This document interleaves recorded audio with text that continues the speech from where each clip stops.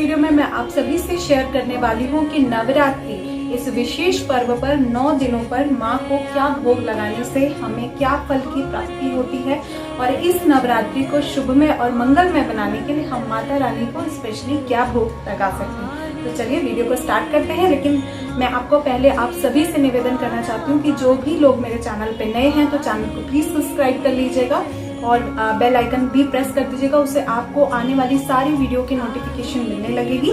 तो चलिए स्टार्ट करते हैं वीडियो को।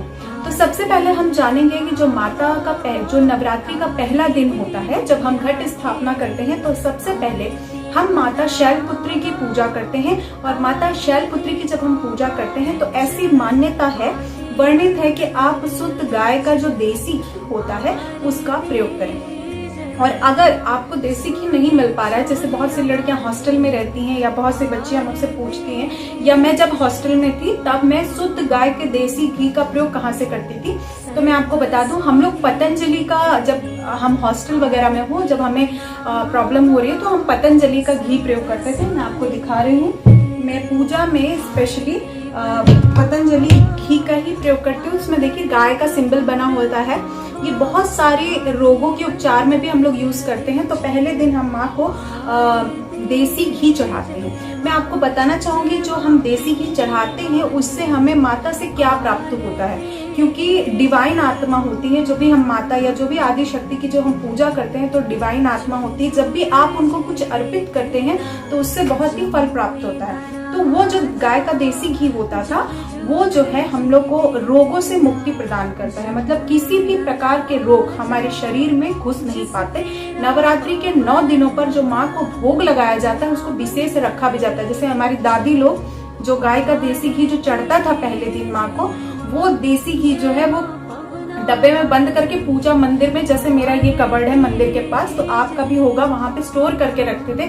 और जब कभी हम लोग बीमार पड़ते थे तो वही देसी घी का प्रयोग करती थी वो, है ना। कभी ठंडी आ जाएगी तो ठंडी में वही देसी घी लिप्स वगैरह पे लगाने के लिए भी प्रयोग करती थी। इसके अलावा आप खाने में भी प्रयोग कर सकते हैं माता के प्रसाद स्वरूप। अब बात कर लेते हैं दूसरे दिन की। दूसरे दिन जो हम माता को भोग लगाते हैं वो मिश्री का भोग लगाते हैं, यानी मीठी चीजों का भोग लगाते हैं। सफेद चीज आपके पास जैसे इलायची दाना होता है व्हाइट कलर का सफेद गोल, या मिश्री होती है। अगर ये नहीं है तो आप चीनी का भोग लगा सकते हैं। ये सारे जो है माता को आप दूसरे दिन भोग लगा सकते हैं। और जो भी मीठा चीज हम माता रानी को भोग लगाते हैं वो माता की मतलब माता हमें लंबे उम्र का जो अच्छा स्वास्थ्य प्रदान करते हैं। तो अच्छा स्वास्थ्य जो है वो लंबे उम्र और लंबी उम्र का वरदान हमें प्राप्त होता है माता से।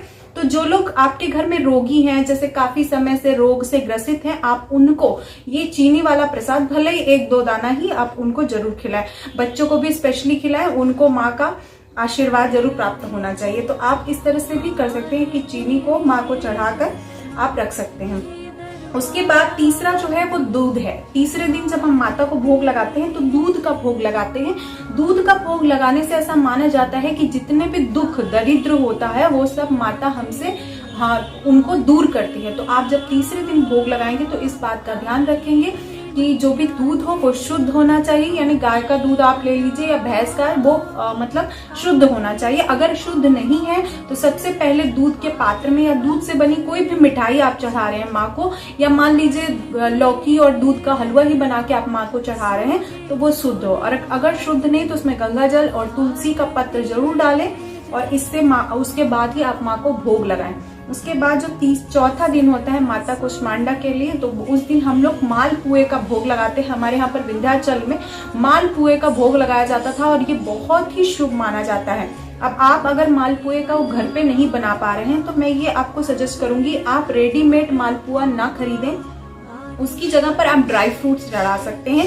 ड्राई फ्रूट्स जो होता है वो भी बहुत शुभ माना जाता है। ये ड्राई फ्रूट्स जैसे हम लोग रात में ड्राई फ्रूट्स को भिगो के रख देते हैं और सुबह जो है हम उसको पीस के उसका हलवा बना लेते हैं और हलवा जो है वो माता को हम चढ़ा देते हैं। तो आप इस तरह से भी कर सकते हैं। और जितने भी स्टूडेंट्स हैं मैं उन सभी को बताना चाहूंगी, जैसे हम लोग जब पढ़ रहे थे हॉस्टल में थे तो हमारी दादी लोग जो है, हमारी दादी जो है विशेषकर हम लोगों को कहती थी कि आज जाके माँ को मालपुए का भोग लगा देना।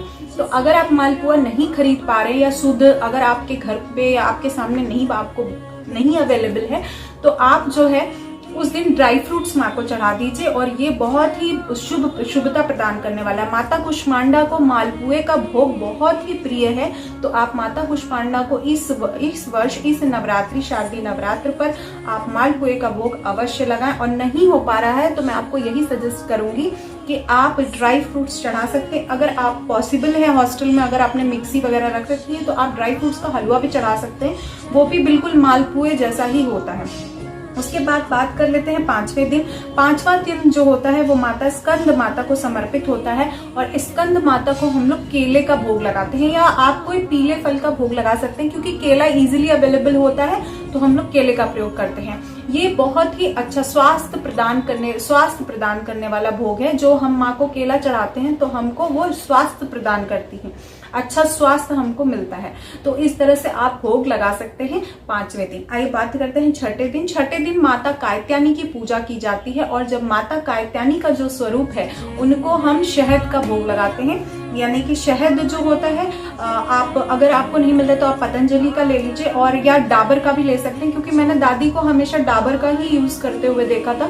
तो डाबर जो है थोड़ा माना जाता है, आप डाबर का प्रयोग कर सकते हैं। और जब भी आप शहद माँ को चढ़ाएंगे तो जैसे कटोरी वगैरह में आप चढ़ा के ऊपर से गंगा जल उसे शुद्ध करके ही चढ़ाइए, क्योंकि जो डब्बे वाला होता है वो कई हाथ से छू के आता है, तो आप उसको शुद्ध गंगा जल डाले बिना आप कुछ भी ना चढ़ाइएगा, मतलब हल्का सा छिट्टा आप दे दीजिएगा और उसके बाद ही माँ को चढ़ाइएगा।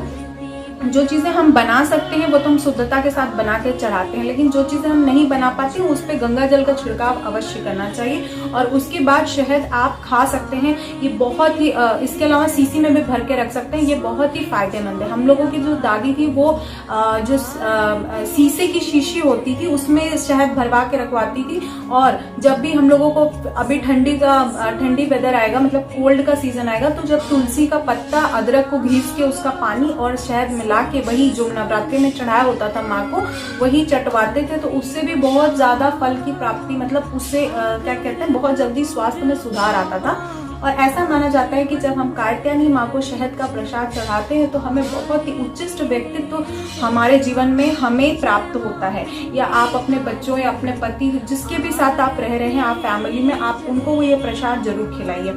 उसके बाद जो है सातवें दिन महाकाल रात्रि की पूजा की जाती है। महाकाल रात्रि का जो स्वरूप है वो सभी कष्टों को हर लेने वाला है। महाकाल रात्रि का जो स्वरूप है, बहुत से लोग आप देखते होंगे देवी का जो स्वरूप है उसमें माँ बहुत क्रोधित है, गुस्से में, और सारे राक्षसों का वध कर रही है।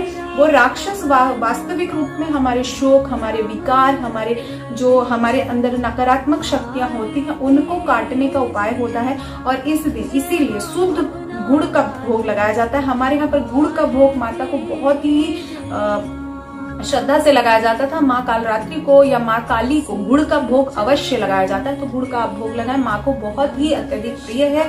इस भोग को लगाने से जो सप्तमी के दिन ये भोग लगता है वो माँ सभी शोक को, सभी कष्ट जो आपके जीवन में होते हैं, जो सब नकारात्मक ऊर्जा होती है उसको कन्वर्ट करके शुद्ध और अच्छी चीजों को परिवर्तित कर देती है। माँ के पास ऐसी शक्ति है जो समस्त नकारात्मक शक्तियों को काट सकते हैं, इसलिए देवी को नमन करते हुए गुड़ का प्रसाद माँ को अवश्य लगाएं। उसके बाद हम बात करते हैं नौवें दिन महागौरी की पूजा की जाती है और इस दिन हमारे यहाँ पर नारियल का भोग लगाया जाता है। और नारियल का भोग बहुत ही शुभ है। हम लोग क्या मान्यता है कि माँ को नारियल का भोग अवश्य लगाया जाता है।